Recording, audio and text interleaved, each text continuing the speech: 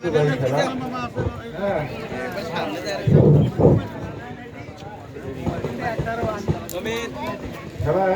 আপনারা নিয়ম শৃঙ্খলা বজায় রেখে খেলবেন, কেউ কখনো গ্যাঞ্জাম করার চেষ্টা করবেন না।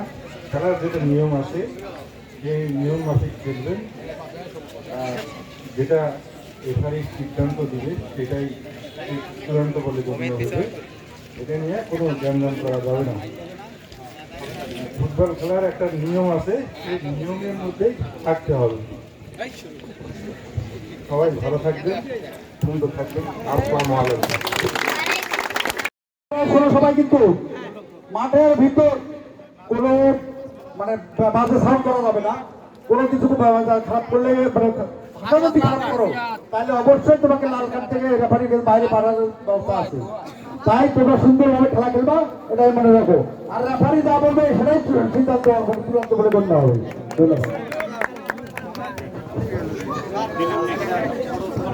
আমি জানেন তো তিনজন দিতে না, আমি খেলা উদ্বোধন করার জন্য অনুরোধ আসছি অতিথিদের।